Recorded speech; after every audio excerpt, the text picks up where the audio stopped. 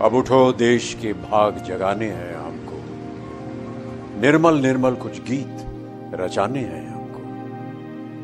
अब कोना कोना जगमग जगमग होना ही है, अब ठान के मुट्ठी कसने की ही बारी है। स्वच्छता की ज्योत जागी रहे, स्वच्छता की ज्योत जागी रहे। दम दमक दम दम दमकेगा इंडिया, चम चमक चम चम चमकेगा इंडिया।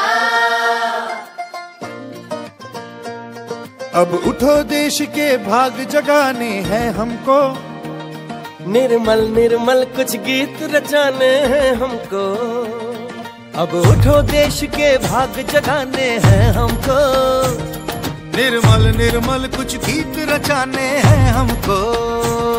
बनकर धारा बहना है हमको डगर डगर, बस्ती बस्ती गांव गली और हर एक नगर नगर।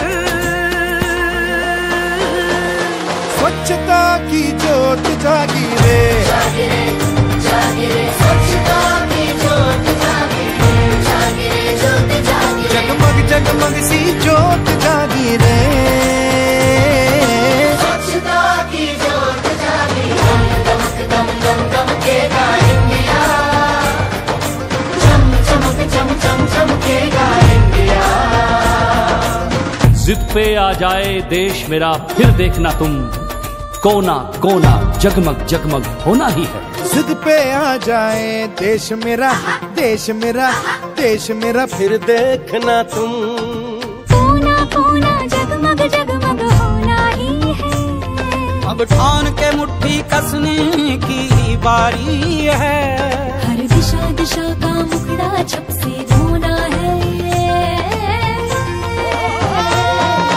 स्वच्छता की ज्योत जागी रे, स्वच्छता की ज्योत जागी रे, जागी रे ज्योत जागी रे। स्वच्छता की बरखा। नमस्कार, माझे नाव सपकाळ भाग्यश्री राजेंद्र। मी BEd द्वितीय वर्ष कैलासवासी रामराव निकम शिक्षणशास्त्र BEd महाविद्यालयाची विद्यार्थिनी। आमचा द्वितीय वर्षाचा ग्रुप कोरेगाव गट आज या ठिकाणी ग्रंथ महोत्सवाच्या निमित्ताने उपस्थित आहे। समाजाभिमुख प्रकल्पानिमित्ताने आम्ही स्वच्छता अभियान हा प्रकल्प हाती घेतलेला आहे, पण त्याचबरोबर या ठिकाणी आम्ही ग्रंथ महोत्सवाच्या ग्राउंडवरती आज स्वच्छता अभियान पार पाडत आहोत। त्या पद्धतीने इथं आम्ही आज स्वच्छता केलेली आहे। पूर्ण आमच्या गटाने या ठिकाणी उपस्थित राहून पूर्ण ग्राउंडची स्वच्छता केलेली आहे। तर याचबरोबर आज या BEd कॉलेज हिंगोली येथील काही विद्यार्थ्यांनी इथे या ग्रंथभवनच्या मैदानावरती स्वच्छता केलेली आहे। हा त्यांचा खूप मोठा सहभाग आहे आणि यांच्या पुढील कार्यात माझ्या शुभेच्छा। महाविद्यालय इंदोलीचे द्वितीय वर्षाचे कोरेगाव ग्रुपतर्फे आज आम्ही ग्रंथ महोत्सव या मैदानावरती स्वच्छता केलेली आहे। तर सर, तुमचं काय मत आहे याबद्दल?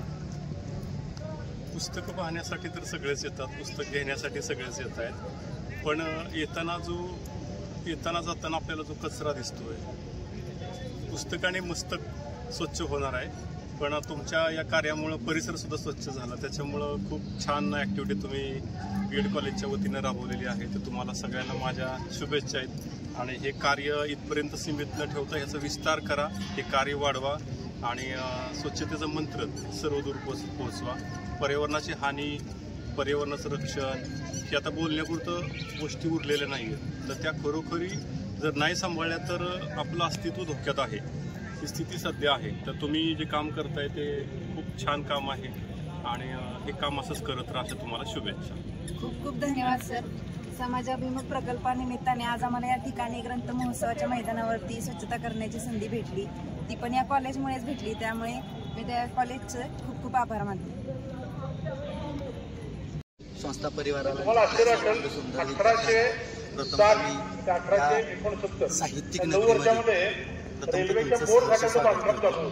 सातारा जिल्ह्यामध्ये स्वच्छ संपूर्ण विचारांनी मनाने शूरवीरांनी असा घडलेला आपला जिल्हा आणि या जिल्ह्यामध्ये एक उपक्रम चांगल्या पद्धतीचा या कॉलेजने राबवला, त्याबद्दल संस्थापक असतील, उदयोन्मुख शिक्षक असतील यांचं स्वागत करतो, तुम्हाला शुभेच्छा देतो. कार्य कोणतंही वाईट नसतं, कोणतंही काम छोटं नसतं. संत सांगून गेलेलं आहे की स्वच्छतेकडून समृद्धीकडे, आणि तो वारसा तुम्ही सगळेजण राबवत आहे. हा एक चांगला उपक्रम आहे. आणि मनाची स्वच्छता करण्यासाठी ग्रंथाची गरज असते. वाचनाने मन शुद्ध होतात. निसर्ग आपल्याला सर्वांना सुंदर ठेवायचा असेल तर स्वच्छता हा एक महत्त्वाचा घटक आहे. आणि या सर्वांग सुंदर नगरीचं नंदनवन तुम्ही काही घरामध्ये केलं, कचरा साफ केला, त्याबद्दल तुमचं खरंच चांगलं मानावं तेवढं कमीच आहे. अधिक न बोलता तुम्हाला शुभेच्छा देतो. छान छान पुस्तकाचे स्टॉल आपण पाहिले, उद्या तुम्ही शिक्षक होणार आहात आणि होणारी तुमच्या पुढे येणारी मस्तकं तुम्ही सर्वांग सुंदर घडवणार आहात. आणि तुमची मस्तकं सर्वांग सुंदर होण्यासाठी, सदृढ होण्यासाठी आपण सर्वांनी इथं आला, ग्रंथालयाचा आस्वाद घेतला, पुस्तकं पाहिली, आता परिसंवाद तुम्ही ऐकला, आणि त्यासोबत तुम्ही या ग्राउंडची स्वच्छता केली. सर्वांना शुभेच्छा देतो. आणि मला सामान्य माणसाला इथं बोलण्याची संधी दिली त्याबद्दल मी कृष्णाच्या माने कनिष्ठ महाविद्यालयाचा एक चांगला शिक्षक या नात्याने सर्वांना शुभेच्छा देतो. जय थँक्यू. आम्ही आमच्या प्रकल्पाला